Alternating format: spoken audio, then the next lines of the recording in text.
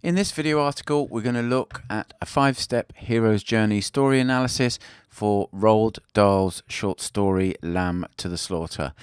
Here's an image I found. This is from a French book publication of the story, which I thought was quite a cool image.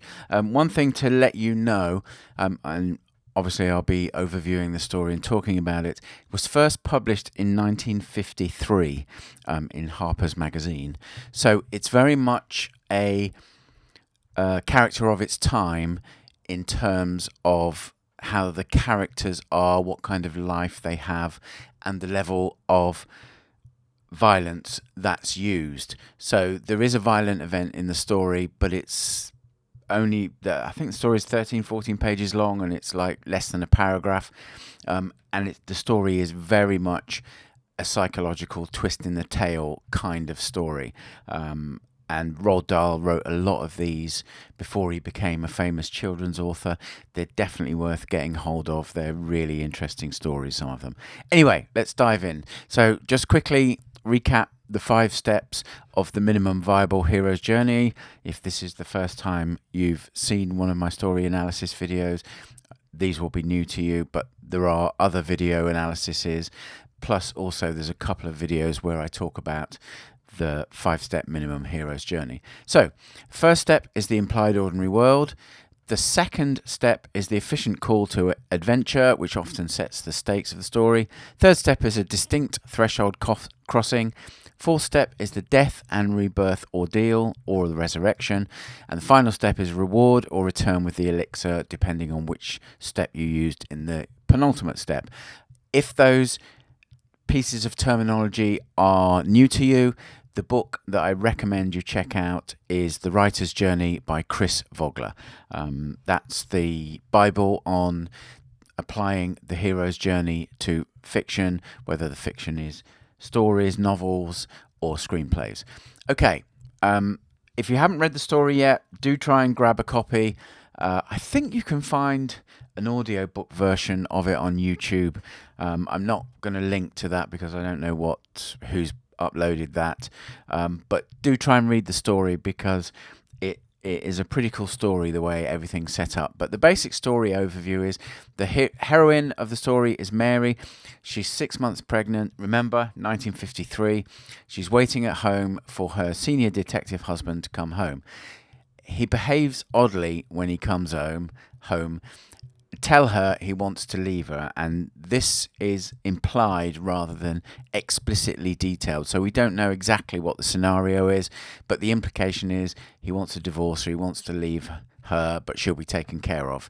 At which point she's trying to reassemble normality in her life, and it's a Thursday, and normally they go out to eat, but she goes to get food out of the freezer. She gets a frozen leg of lamb to bring in and cook for him.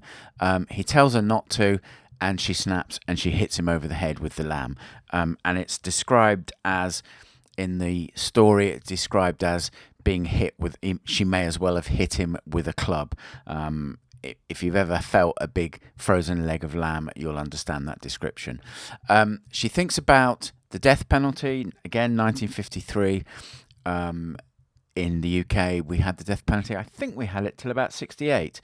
Maybe I'm wrong on that date, but we certainly had it in the 50s. And she's happy about the paying for her crimes by having the death penalty, but she's got the baby, and she wonders if they will give her the death penalty once the baby's been born, or whether the baby will suffer the same fate. She decides that she wants to live. So she puts the oven on, puts the lamb in the oven. She does a little bit of rehearsal, rushes out to the small village grocer, gets vegetable, has a conversation with the grocer, tries to be really normal. Then she comes home. When she gets home, she phones the police and say her husband is dead. Because he's a senior detective, the police arrive very quickly. They interview her. She tries to behave as a woman who's just come home will be. She tells them where she's been. They send men to go and interview the grocer. They can't find any holes in her story. They're looking for the murder weapon on site. They think it's one of the specialist, the coroner, has told them it might be a large spanner or a sledgehammer, and they're looking around the property for it. They tell her that the lamb is ready to eat after a couple of hours of investigation and interviews and stuff, and she says, Patrick, who is her husband, would have loved you to eat it because he knows you'll all be late for your supper because you're here with this crime and blah blah blah. And they say we couldn't, but she insists, and one of them gets it out of the oven, and they serve it to each other. And at the end of the story, she hears one of the policemen say, "The murder weapon's too big to have been taken away, according to the coroner. It must be right under our noses." And the last line of the story is that she giggles. So that's the story. Very unusual story in many ways. I really enjoyed it. It's one of my favourite Roald Dahl stories. So that's the quick overview. Let's look at the steps. The implied ordinary world. So start of the story, Mary is waiting for Patrick. She's 6 months pregnant. She's very content. She enjoys his company. They have a routine. Shows her existing moral framework. She's a loving, caring, dutiful wife. Sets up the life/relationship that is very soon to be shattered. The efficient call to adventure. Now, this is so efficient that we don't even see it. Patrick is behaving slightly oddly, and then he tells her something. He says something like, "I may as well just tell you." And it never actually is explicitly described what he tells her, but the phrase that is used is, "You'll be taken care of, there'll be money." So it implies that he's having an affair or there's a divorce or something like that. And that threatens her future because she doesn't want to... Firstly, it's a bombshell announcement for her, and before he turned up and made this announcement, she was perfectly happy as a dutiful wife. Again, 1953 the story was written in. And no solution presents itself, and she's trying to re-establish normalcy. So she says she'll make him food, and she just goes to the freezer, and she's starting to panic, and she grabs the first piece of food from the freezer. Happens to be the frozen leg of lamb. Third step, distinct threshold crossing. The threshold crossing occurs when she hits Patrick with the frozen leg of lamb. She brings it down on the top of his head, and that signals the moment when the story flips from being a normal kind of domestic drama kind of story into something much darker, with the police coming, there's been a murder, what's going to happen, what are the consequences of that going to be. And as I mentioned in the overview, at first she sits down and she knows what will happen to her because Patrick was a senior detective, but she wonders about the baby. Will they kill the baby when they kill her? Will they wait till she delivers the baby, and then who will mother the baby? And then she decides that she wants to live, and now she has to work out how she can cover it up. And she's gone. So the threshold crossing symbolizes the movement from being a dutiful wife, waiting to look after her husband, to killing him, and then she needs to cover it up so that she can continue life and have her baby and not be accused of murder and not be in prison, not be facing a potential death penalty. So that's the death and rebirth ordeal, which is step 4. She hatches a plan to avoid prosecution, and the plan involves setting up a situation so that she pretends that she's come into the house and Patrick's been killed, and she calls the police, and her identity as a contented wife and mother-to-be dies with the deceptions that she does. And remember, the frozen lamb is in the oven, and she's going to serve it to the other policeman. She's reborn as a calculating manipulator. And then the final scene, which is reward or return with the elixir, she gains freedom from being abandoned. The police eat the evidence. They've got no idea, never even crosses their mind that the leg of lamb that's in the oven, which is part of the story, is hiding in plain sight from them, might have been the thing, because the coroners said to them, that Patrick was hit with, like a large piece of metal, like a large spanner or a wrench or a sledgehammer. So that's what they're looking for. And by the time they're sitting down thinking, where is it? The lamb is cooked, and she asks them if they'll serve it to themselves. And so the reward that she gets from this is freedom, life for the baby, without being accused of Patrick's murder. And the final giggle, you could read it two ways. The way I read it is that she's accepted what she's done and she's going to cover it up and she's going to go forward. You could also read it that she's gone slightly mad, or the trauma of being told that he wants to leave her, because at the start of the way she's described waiting for him, the announcement that he wants to leave her would come as such a massive shock that maybe she's just been slightly unhinged. So you could read it that way as well. But she's accepted her transformation is shown by that final giggle, and whether she is a bit mad or not is never said, never implied, or never stated rather, but it could be implied depending on how you read it. Okay, so that was Lamb to Slaughter. Let's have a quick summary of what we've talked about. This is a decision story, and there are two key decisions in the story. The first decision is to hit Patrick over the head with the leg of lamb.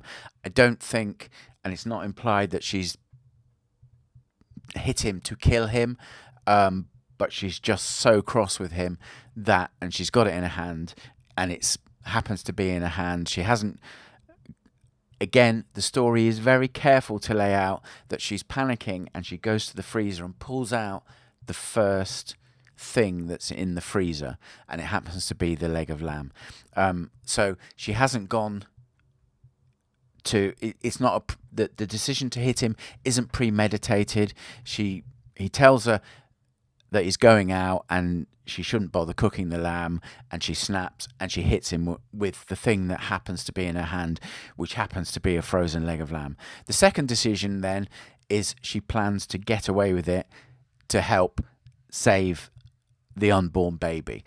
So those two decisions, so the first decision is a snap decision, and had she had something lighter in her hands, it may not have been so terminal for Patrick. But the second decision is the decision that the story, so the first decision is like a pivot, and the second decision is what drives the story to its conclusion. Key learning for me from this story is the placement of events. So in a lot of stories, if you had a wife who was disappointed with her husband, or her husband's cheating or whatever, the story would lead up to the revelation that the husband was cheating, he was going to leave, and then the climactic scene would be that the wife decides that she's going to kill him.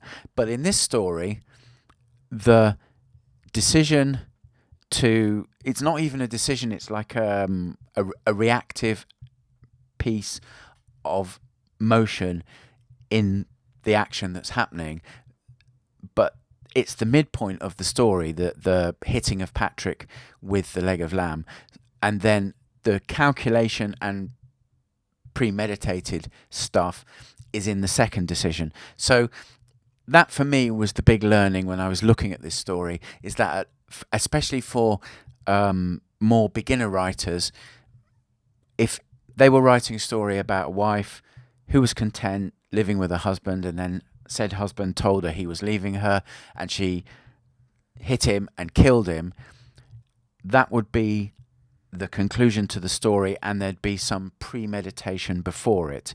But in this story, there's no premeditation.